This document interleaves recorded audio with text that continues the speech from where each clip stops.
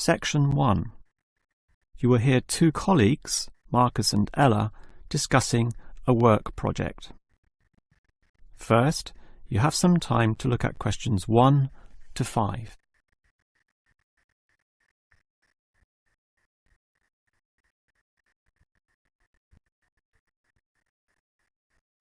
You will see that there is an example that has been done for you. On this occasion only, the conversation relating to this will be played first. Okay, Ella, as you know, the deadline for this project is the end of the month, so we'd better plan it well. Yes, I've already been thinking along those lines, and I've decided we should divide this project into 3 phases. The pre-phase, then phase 1, and then phase 2, with strict deadlines involved for each one. The woman uses the term pre-phase, so pre-phase has been written in the space.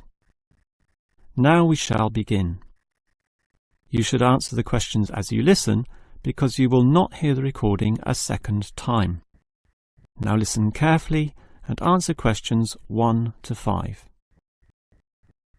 Okay, Ella, as you know, the deadline for this project is the end of the month, so we'd better plan it well. Yes, I've already been thinking along those lines, and I've decided we should divide this project into 3 phases. The pre-phase, then phase 1, and then phase 2, with strict deadlines involved for each one. Given that we have to finish this quickly, that sounds good. Tell me more. The pre-phase is the simplest. We just need to allocate a space or a place to do our planning, and this space will need to be quite big. Sure, and we have to decide on the equipment needed as well. Remember the last project when we didn't have enough projectors to present our ideas? We lost lots of time there. Yes, that was a bad start. That's why, after the pre-phase is finished, I've allocated a mere 3 days for phase 1. That will involve drawing the plans. We'll need Jenna to help us. And Marco. Yes, but not Susan. Susan is just far too busy to participate, as much as I'd like her in the team. Let's just take Fred instead. He'll do. Sure. Fred's not as experienced as Greg, but I agree he'll do fine for this job. Then it's straight into phase 2. Collecting, collating, analysing and preparing the final report. Can we do that in 5 days? I think that's optimistic, which is why I scheduled 6. That's almost a week. Do we have that much time? We do, and with the right people, 6 days should see the job done. Who are the people for this phase? Arthur and Rob, right? No, Arthur's got other things to do, and Rob's on leave, so Mike alone will be the main man on this part. He's done it before, so it should be fine. But he may need some help with the smaller tasks. Someone who is good with detail and procedures. Peter's not free at the moment, so I can arrange Leo to chip in some time and advice. Leo's very useful, particularly under pressure. And that's everything sorted. Well done, Ella. This report should certainly be ready in time. Before you hear the rest of the conversation, you have some time to look at questions 6 to 10.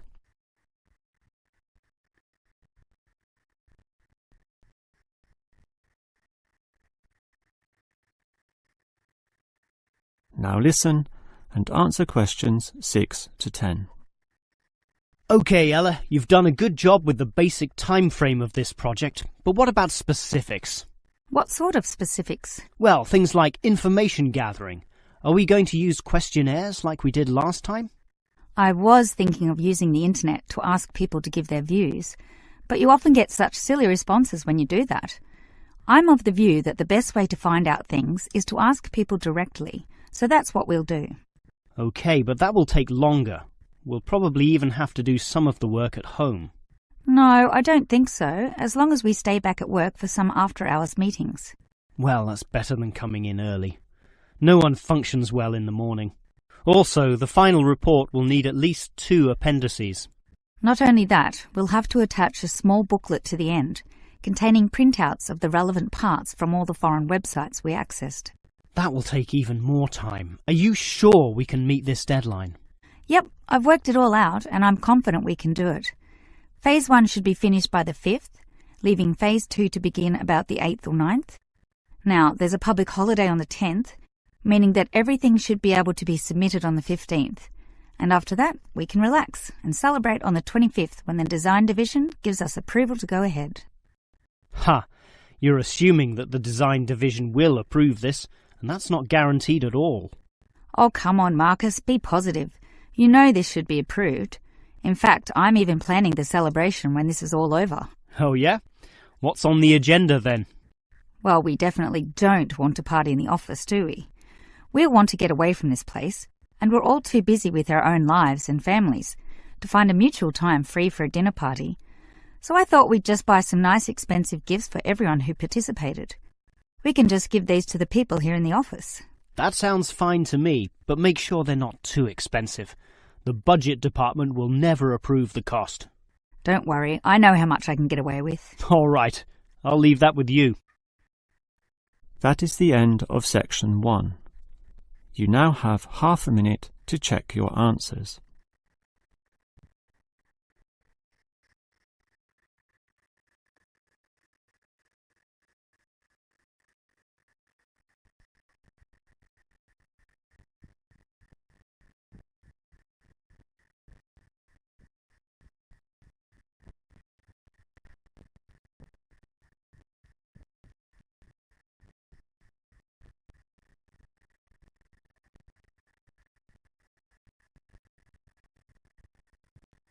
Now turn to section 2. Section 2. You will hear a maintenance worker talking to a university officer about some recent storm damage to the main building. First, you have some time to look at questions 11 to 15.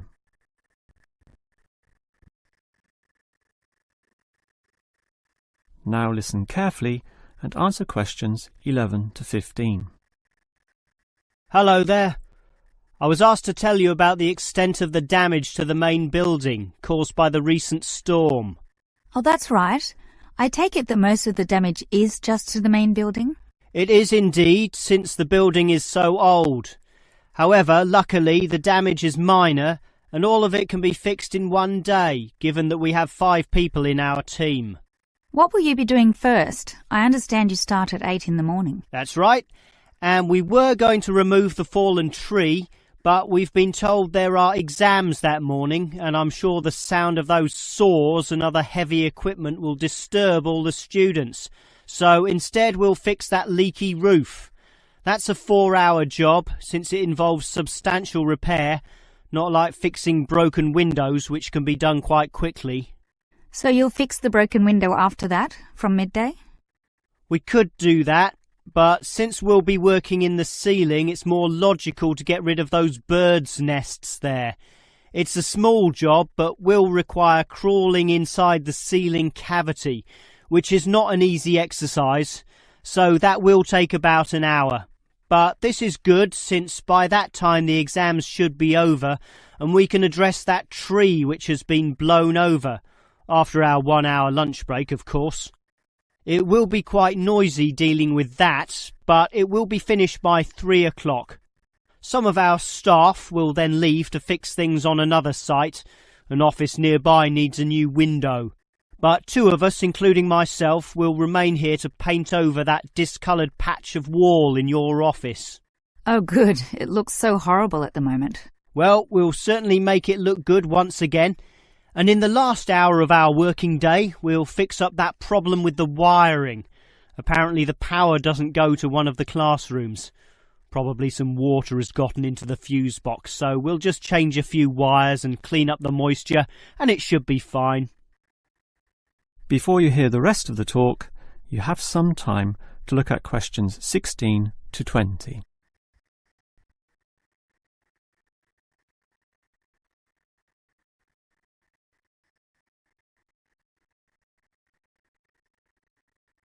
Now listen and answer questions 16 to 20. I certainly appreciate all the effort you and your team are taking to fix things here, but I do have one request. And what is that? You said you're going to paint the back wall in my office. Will it be the same colour as before? Yes, we'll make it a nice white colour. Well, that's the point. I'd prefer it to be yellow to match the furniture. The furniture is orange, actually, but I think yellow is a nice match. Can you do that?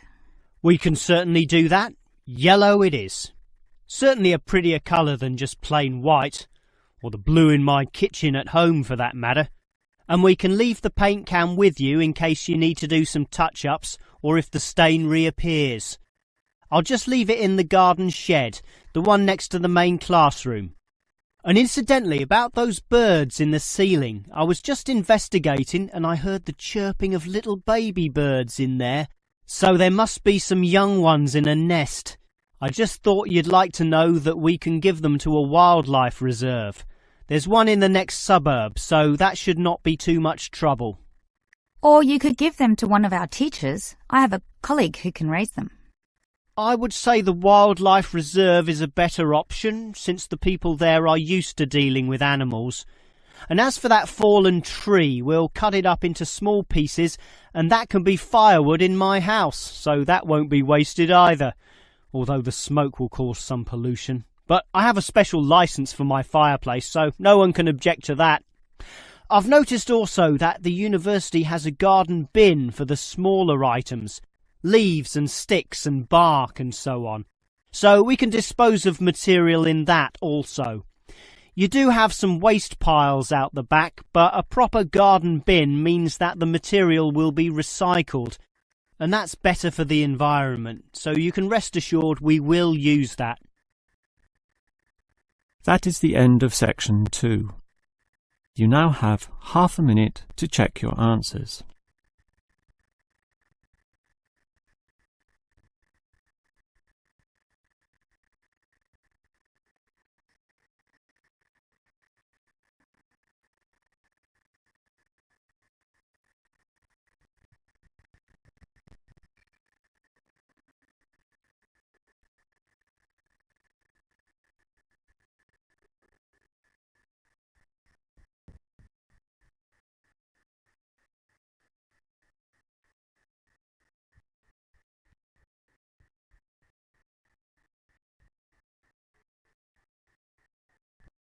Now turn to section 3. Section 3. You will hear 3 students, Steve, David and Susan, discussing the different courses they attend. First, you have some time to look at questions 21 to 26.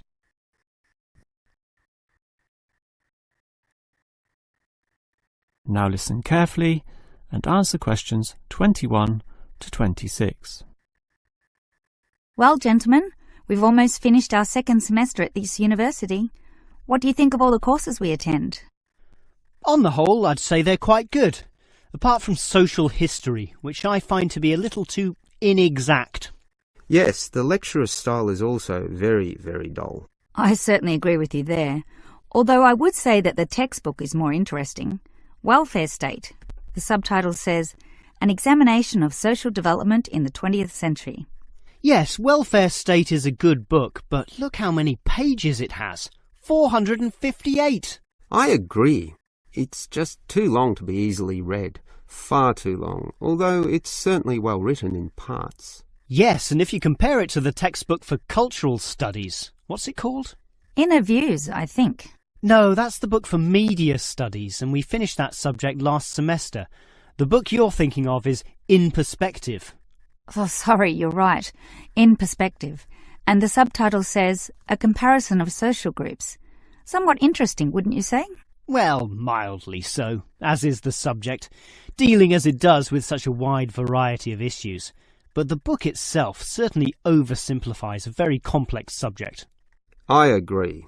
I also got annoyed at its constant oversimplification.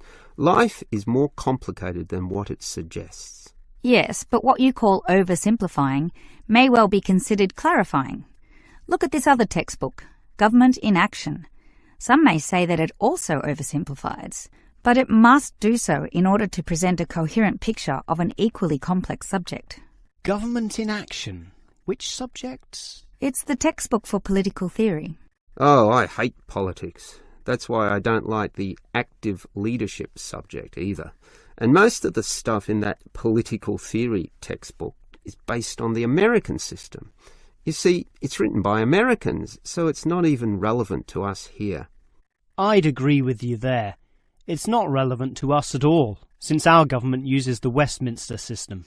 Yes, I suppose that is a problem. Before you hear the rest of the conversation, you have some time to look at questions 27 to 30.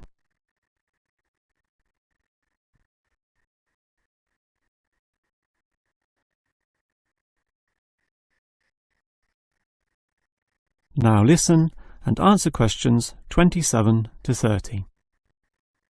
Well, it seems we all have certain criticisms about the textbooks we're using, but at the same time we all like some elements, at least, of the subjects we're studying.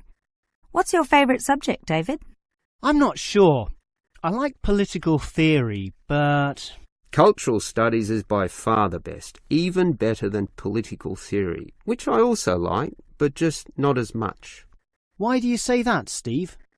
I was thinking perhaps social history is worth considering as best.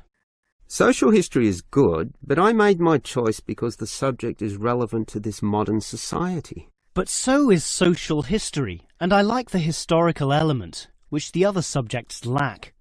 Even political theory examines history only briefly and in a very narrow way, so I'd say social history is the most rewarding for me.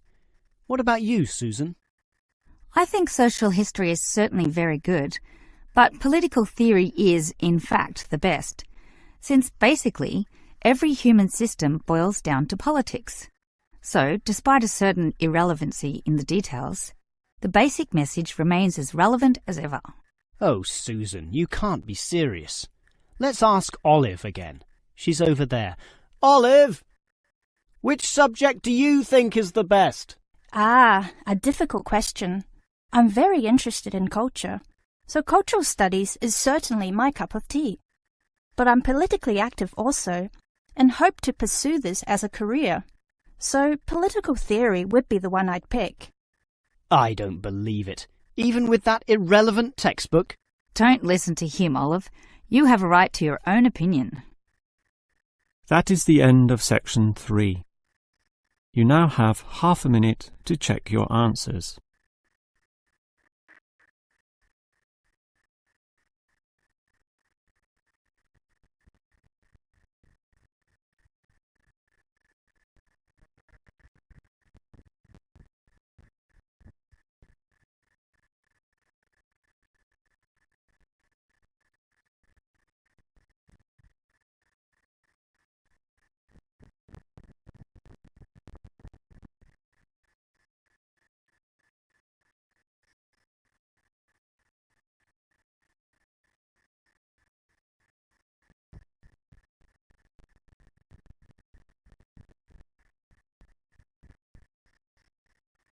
Now turn to section 4. Section 4. You will hear a lecturer talking about the movement of population towards cities. First, you have some time to look at questions 31 and 32.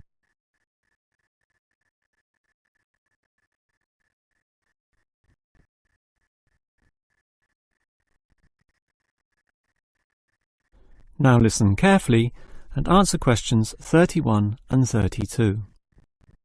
If you consider the farms of old, the type your father or grandfather grew up on, they were small and labour-intensive, requiring lots of workers. In addition, they often had a diversity of products, be that animal or vegetable, say cows and sheep, or oranges and lemons, with some peaches and a few chickens on the side for the production of eggs. The many workers involved raised their families who needed products and support services, such as medical clinics and schools, so the small country towns had mercantile activity, storefronts and community participation with all ages present and a distinct town culture. And how it has changed. Travel to any small country town in virtually any developed country, and you will often see that these places are now somewhat forlorn and deserted, lacking life and vigour. Many of the residents have long since moved towards the big cities, so the country areas have become depopulated and their downtowns empty. This phenomenon is so predictable and widespread that it even has a name: rural flight or rural exodus, and it has produced some fairly predictable problems. Before you hear the next part of the lecture, you have some time to look at questions 33 to 35.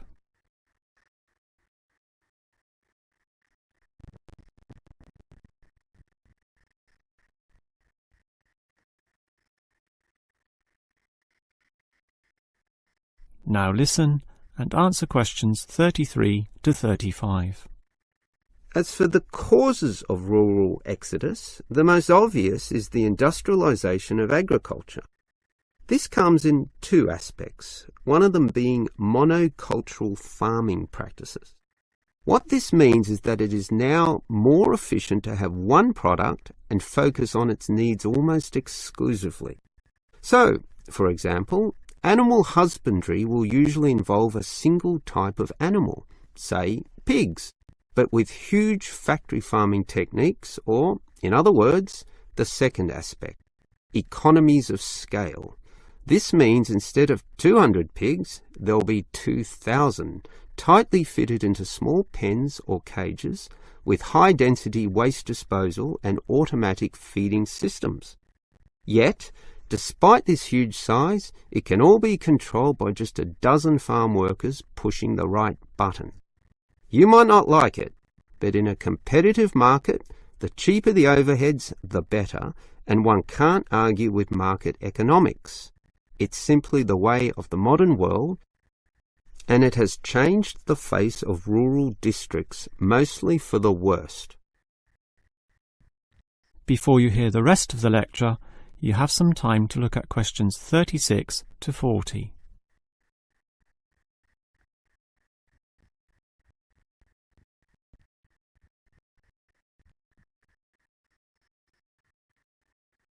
Now listen and answer questions 36 to 40.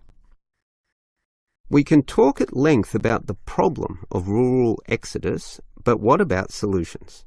Well, there is certainly some cause for hope, since many are now feeling the negatives of increasing urbanisation, negatives which the countryside generally does not have. Thus, tourism, for example, is certainly one avenue of revenue and revitalisation. The most important consideration here is that the local residents themselves participate in developing such initiatives and deciding what happens, since outsiders, be they state government or city-based planners, do not fully understand the local settings, the possibilities which may be on offer, or the town culture, since even small rural areas can be highly distinctive from neighbouring ones. For example, the Daylesford area has developed a tourist industry based on the natural springs there, putting forward the angle that this water is relaxing and revitalising for the health. There has been the development of spas, saunas and small-scale accommodation within its picturesque hillsides. And another solution is to utilise the predominant local product. This takes advantage of the fact that many city people are developing a dislike for factory-produced and packaged foodstuffs. They are becoming interested in products that can be sold directly to them at a cheaper price, while preserving all the freshness from the tree or animal. It is important here that the country area is not only characterised by a specific product, but markets this idea well. For example, many areas of country Victoria have developed widespread grape growing and winemaking facilities and encourage wine tasting tourism, now a thriving industry with an international patronage. Similarly, Harcourt is famous for apples, Shepparton for mature cheeses, and Mildura for its citrus products. Such strategies, done well, give hope that rural areas can revitalise somewhat and once again be lively and interesting places to live in. That is the end of section 4. You now have half a minute to check your answers.